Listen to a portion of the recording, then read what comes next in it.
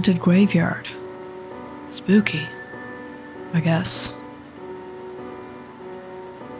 Claire drove her car down the road, across from the town graveyard. It was a cold winter night. All the houses had their lights off, their curtains drawn.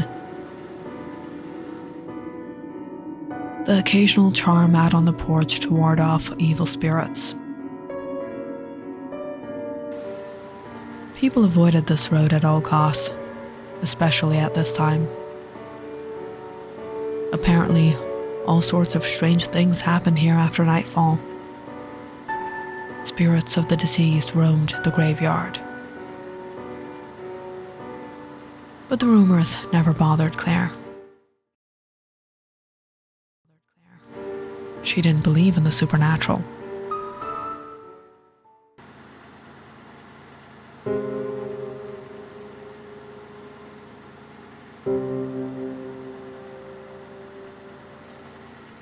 What is she doing here?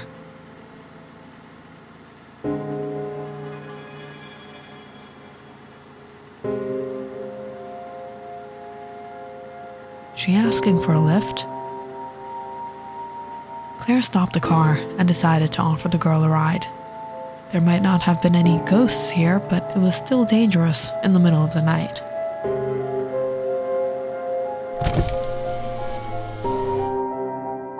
Would you please give me a lift? It's getting late and the person I was waiting for hasn't shown up. Sure, come in.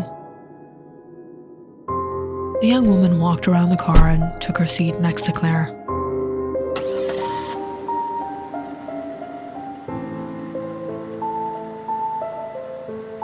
She was quiet. It's really late.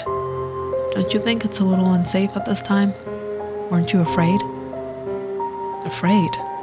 What's there to be afraid about? I've traveled past the realm of fear. Nothing frightens me anymore. Claire raised her brow. Perhaps this girl was a skeptic like her. I'm Claire. You?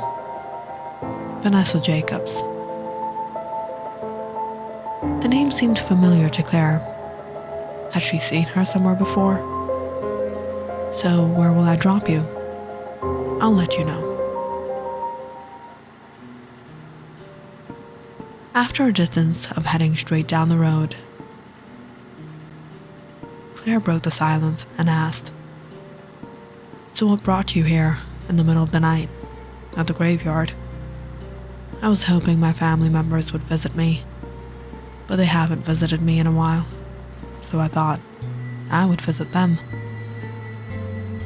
I'm so sorry to hear that. Sorry about what? Your loss. Oh no, my family members haven't passed away. It was me. They used to visit me here every day before, sometimes even my friends. What do you mean? You'll find my tombstone in the graveyard. What? Just then, Claire remembered where she had heard the name before. There was a very well-known author in this area named Vanessa Jacobs. She was in her 20s when she suddenly went missing from town. After a thorough investigation, the authorities said she simply vanished. They remembered the grand funeral and memorial held at the same graveyard for Vanessa Jacobs. The streets were flooded. But was this the same Vanessa? Claire doubted it. What, trying to scare me? You want me to believe you're dead? I'm surprised you didn't recognize me by my name. I guess you don't watch the news. They all say Vanessa Jacobs went missing a year ago. They don't know what really happened. I was never gone. I'll have it my way this time. Oh really? What's that, Miss Vanessa Vengeance? I relived that horrible night at every moment. I was new to this neighborhood. searching for an apartment. Didn't know my way around town, didn't have any friends. And that night, my phone ran out of charge. I was lost and helpless. There wasn't anything I could do but wait for someone to drive by and show me some mercy. It was a young man and his friends who were driving down this very road. I mistook them as gentlemen and got in the car thinking they would drop me home safe and sound. They took advantage of my helplessness and then hid my body in the woods. What did they think? I wouldn't return? I've been waiting. I know they'll come here, and they'll regret offering me a ride this time.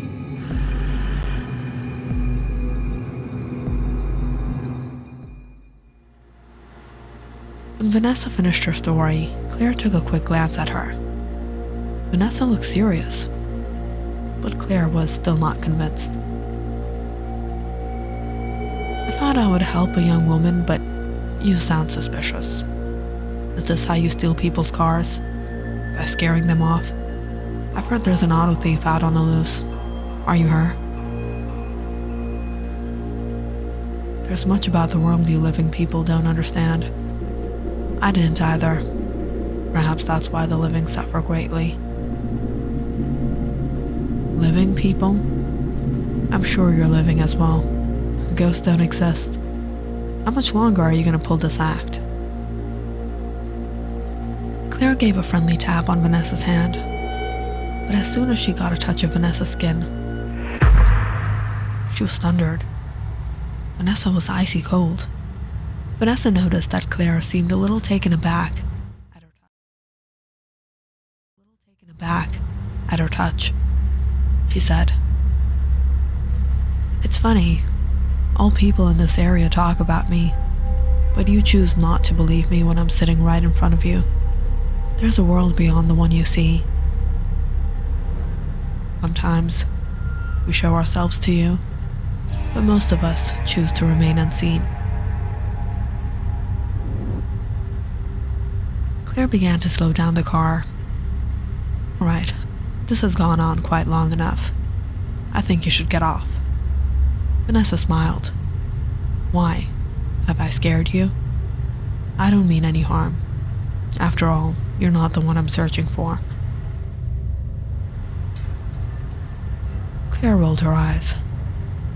"No, you haven't. I'm sure you're just a psycho, and I'd rather not have a psycho in my car."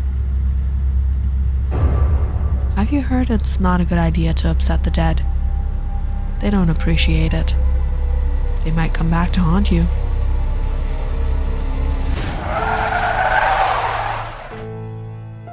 Claire pressed the brakes hard. "All right, get out." Vanessa suddenly broke into a frivolous laughter. Okay, you got me. I'm not a spook." Claire furrowed her brows and looked at Vanessa sternly. "Oh really? I couldn't even tell." Vanessa reached out her hands and said, "I'm Monica Phillips. I'm an actor, and you were just part of a hidden horror TV show. You see this locket I'm wearing? Had a special hidden camera inside. I hope you didn't mind. I was trying to scare you. It was a prank." "Then what about Vanessa Jacobs?" "That was a setup. It was all part of the show. The producer of the show had arranged a false funeral and publicized the death of a fictional character, Vanessa Jacobs, about a year ago. He also spread some rumors around the area, all to create fear for this hidden camera show. Looks like it worked." Claire was quiet. Monica felt a little awkward, but to lighten the mood, she said, "Usually everyone I try to scare falls for the prank, but you're one brave woman. Tell me, didn't you feel the creeps for even a second of this ride? Down this quiet road from the graveyard?" "I already told you. Ghosts don't exist. I was sure you weren't a ghost, from the very start. And there's a reason behind it. What does exist are creatures of the unseen."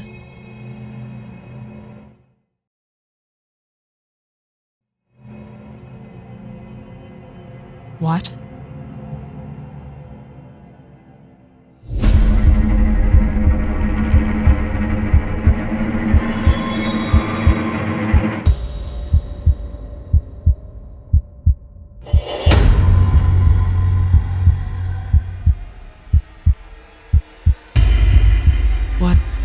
What are you? Claire chuckled as she began driving again. Now look who's scared. Monica fumbled with her seatbelt and unlocked the speeding car. She tumbled onto the road and injured her forehead. At least she made it out. She stood up and watched the car drive off in the distance. Within minutes, her crew reached her and stopped the van. They all ran out, and Monica's director got hold of her. What happened? We were following you. Why did you jump out of the car? Monica rushed to the van as she took off her locket. We have to check the footage. The cast got into the van and played the footage. But it seemed to be ruined. The producer banged on the seat. What is this, Monica? What a loss. Is this what I've invested my money on? But it was just then the director went unconscious. Get some water. What happened to him?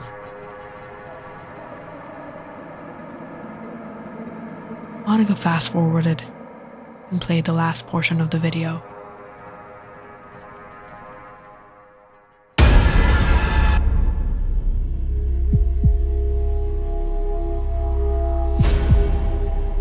But was she?